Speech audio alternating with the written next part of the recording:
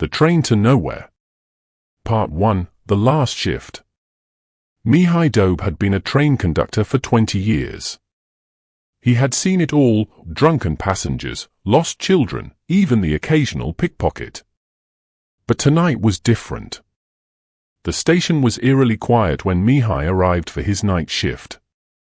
The train, an old model from the 1960s, stood waiting on the platform.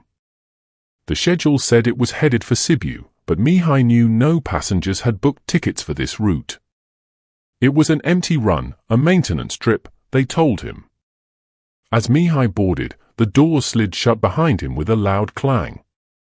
The interior smelled of damp wood and old fabric. The fluorescent lights flickered overhead. He walked through the compartments, checking each seat. Empty. With a sigh, he made his way to the conductor's cabin, ready for a long, lonely ride. The train jolted forward, and Mihai settled into his chair, watching the dark Romanian countryside blur past the window. Then he heard it. A whisper. It came from the first-class compartment behind him. A hushed voice, soft and distant, as if someone were speaking just beyond the range of hearing. Mihai stiffened. "Hello," he called, his voice echoing down the empty corridor. Silence. Then another whisper.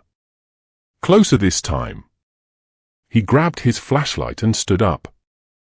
His pulse quickened as he stepped into the next carriage. Rows of velvet seats stretched before him, illuminated by the flickering overhead lights. Nothing.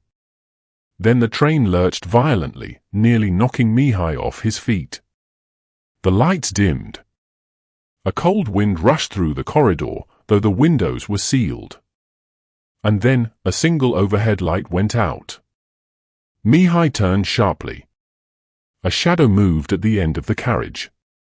Someone was on this train. And they weren't supposed to be.